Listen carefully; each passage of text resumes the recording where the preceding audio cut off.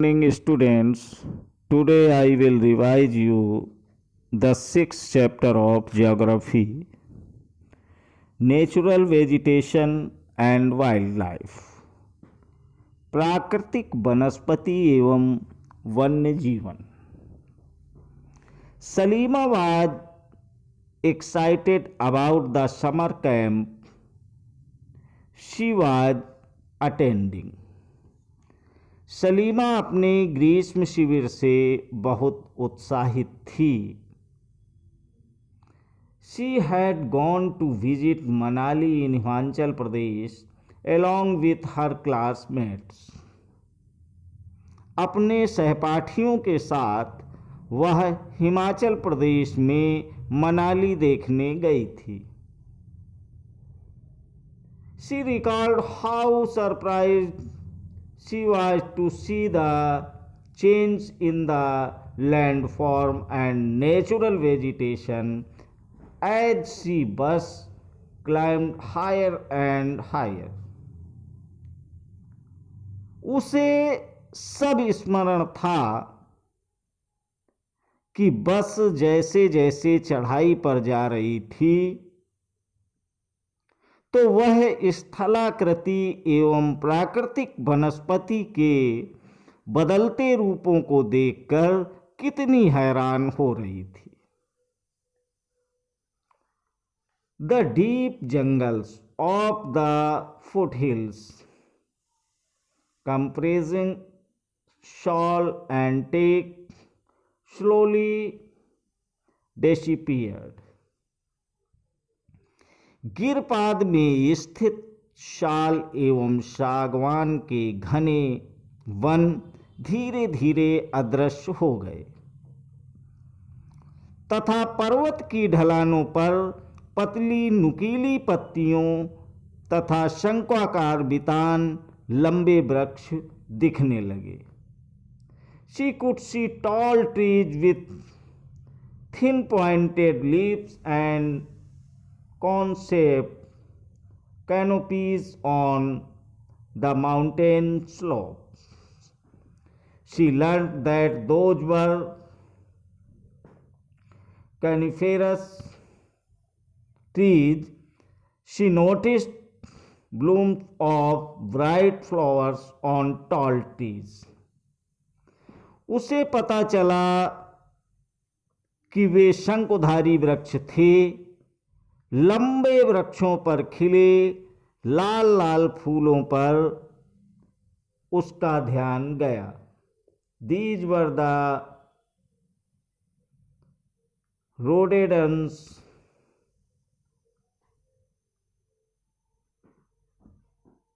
वे रोडोडेडॉन के फूल थे. From Manali as she was traveling up to Rohtang Pass, saw that the land was covered with short grass and snow in some places. Manali से आगे रोहतांग दर्रे तक के रास्ते में उसने देखा कि भूमि छोटी छोटी घास एवं कुछ स्थानों पर बर्फ से ढकी थी.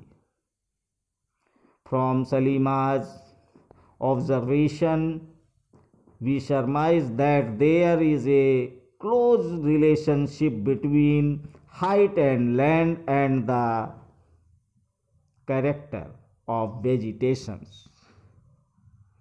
सलीमा के अवलोकन से हम अनुमान लगा सकते हैं कि स्थल की ऊंचाई एवं वनस्पति की विशेषताएं एक दूसरे से संबंधित हैं. With the change in height, the climate change and that change natural vegetation. ऊंचाई में परिवर्तन के साथ जलवायु में परिवर्तन होता है तथा इसके कारण प्राकृतिक वनस्पति में भी बदलाव आता है. The growth of vegetation depends on temperature and moisture. वनस्पति की वृद्धि तापमान एवं नमी पर निर्भर करती है। It also depends on factors like slope and thickness of soil. इसके अलावा यह ढाल एवं मिट्टी की परत की मोटाई जैसे कारकों पर भी निर्भर करती है।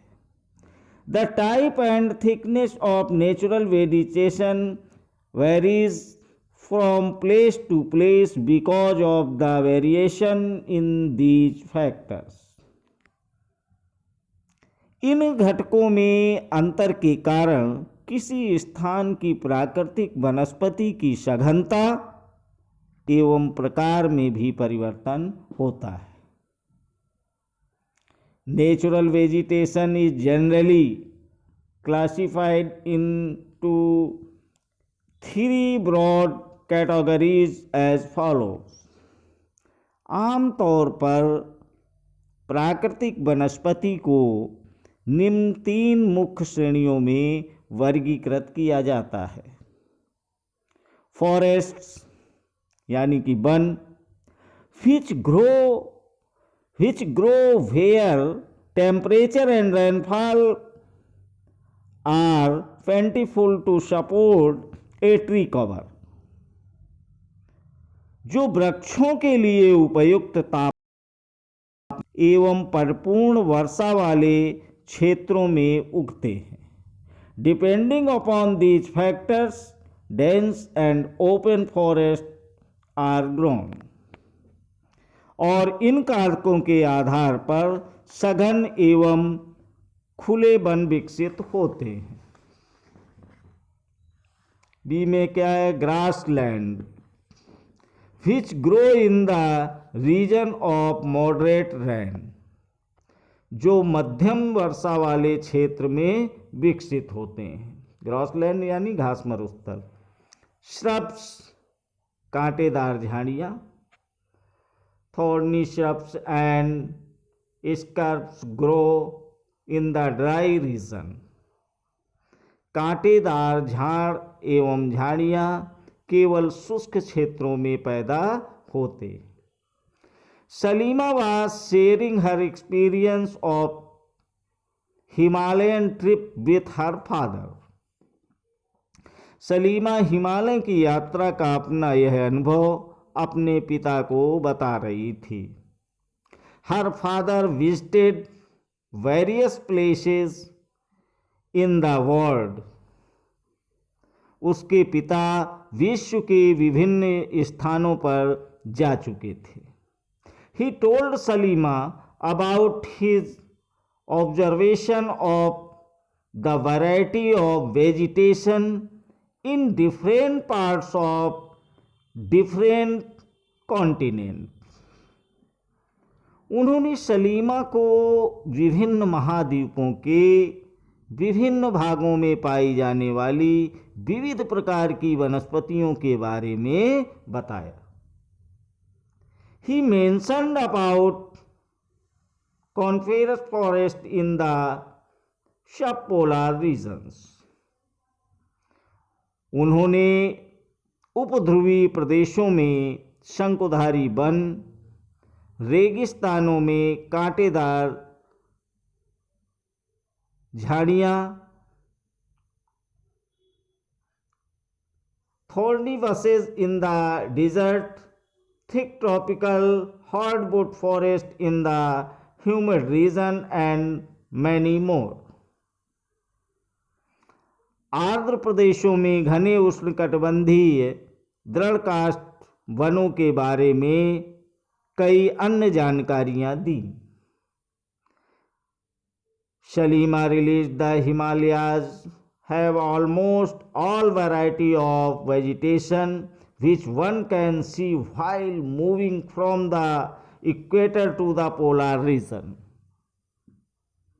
सलीमा समझ गई कि हिमालय के क्षेत्रों में लगभग सभी प्रकार की वनस्पतियां पाई जाती हैं जो भूमध्य रेखा से ध्रुव की ओर जाने पर मिलती है।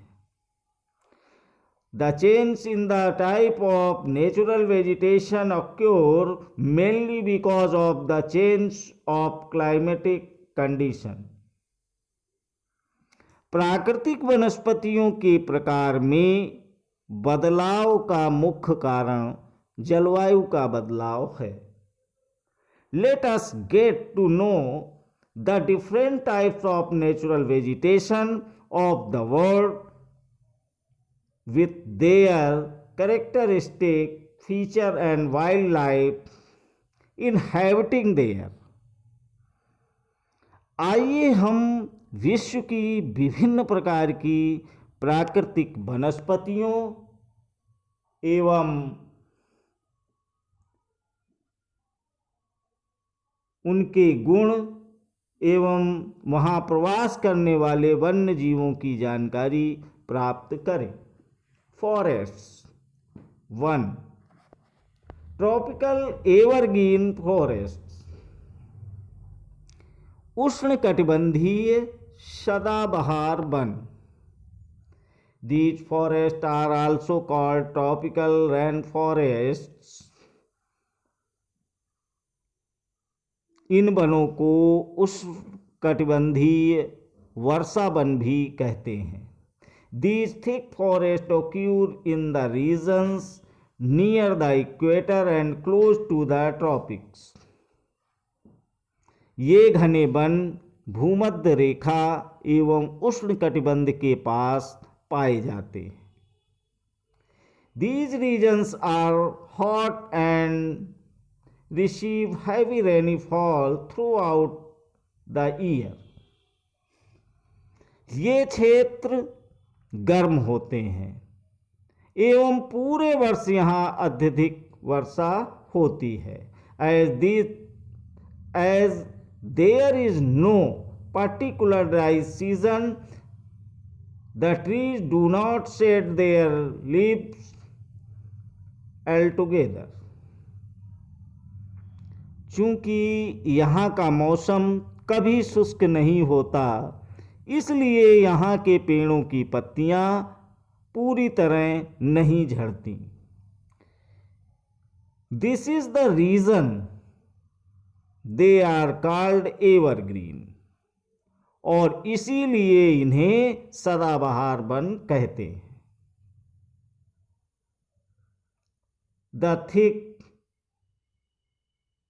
canopies of the closely spaced trees do not allow the sunlight to penetrate inside the forest even in the daytime. काफी घने वृक्षों की मोटी वितान के कारण दिन के समय भी सूर्य का प्रकाश वन के अंदर तक नहीं पहुंच पाता है. Hardwood trees like rosewood, ebony, mahogany are common here. आमतौर पर यहाँ दृढ़ काष्ठ, रोजवुड, आबनूस, महोगनी आदि पाए जाते हैं. Tropical deciduous forest. उष्णकटिबंधीय पर्णपाती वन. Tropical deciduous are the monsoon forest found in the large part of India, northern Australia and in Central America. उष्णकटिबंधीय पर्णपाती वन मानसूनी वन होते हैं जो भारत, उत्तरी ऑस्ट्रेलिया एवं मध्य अमेरिका के बड़े हिस्सों में पाए जाते हैं. These regions experience seasonal change. इन क्षेत्रों में मौसमी परिवर्तन होते रहते हैं. Trees shed their leaves in the dry season to conserve water. जल संरक्षित रखने के लिए शुष्क मौसम में यहाँ के वृक्ष पत्तियां झाड़ देते हैं। The hardwood trees found in these forest are sal, teak, neem and शीशम।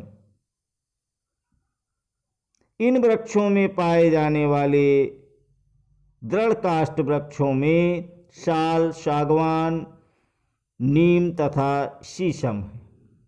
Hardwood trees are extremely useful for making furniture, transport and constructional materials.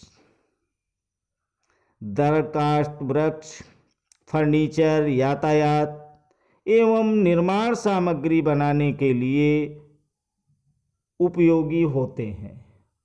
Tigers, lions, elephants, langurs and monkeys are the common animal of these regions. इन प्रदेशों में आमतौर पर पाए जाने वाले जानवर बाघ, शेर, हाथी, लंगूर एवं बंदर आदि। टेम्परेट एवरग्रीन फॉरेस्ट, शीतोष्ण सदाबहार one. The temperate evergreen forests are located in the mid-latitudinal coastal region. शीतोष्ण सदाबहार वन मध्य अक्षांश के तटीय प्रदेशों में स्थित हैं। They are commonly found along the eastern margin of the continents. ये सामान्यतः महाद्वीपों के पूर्वी किनारों पर पाए जाते हैं। In south the USA, south China and in south east Brazil. जैसे दक्षिण पूर्व अमेरिका, दक्षिण चीन एवं दक्षिण पूर्वी ब्राज़ील। They comprise both hard and softwood trees like oak, pine, eucalyptus, etc. यहाँ बहुत चीड़ एवं यूकेलिप्टस जैसे दृढ़ एवं मुलायम दोनों प्रकार के पेड़ पाए जाते हैं। टेम्परेट डिसिडुअस फॉरेस्ट, शीतोष्ण पर्णपाती one. As we go towards higher latitudes, there are more temperate deciduous forests. उच्च अक्षांश की ओर बढ़ने पर अधिक शीतोष्ण पर्णपाती वन मिलते हैं।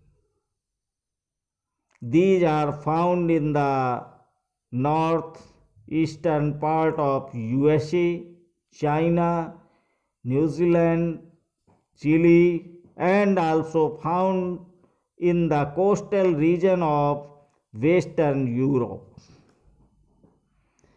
ये उत्तर पूर्वी अमेरिका, चीन, न्यूजीलैंड, चिली एवं पश्चिमी यूरोप के तटीय प्रदेशों में पाए जाते हैं।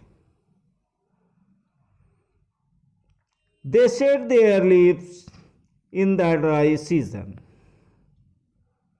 ये अपनी पत्तियां शुष्क मौसम में झाड़ देते हैं। The common trees are oak, oak, beech, etc. यहाँ पाए जाने वाले पेड़ हैं वांज, एस, बीच आदि। Deer, foxes, wolves are the animals commonly found. हिरण, लोमड़ी, भेड़िए यहाँ के आम जानवर हैं। Birds like pheasant, monal are also found here. Peasant तथा मोनाल जैसे पक्षी भी यहाँ पाए जाते हैं। Thank you.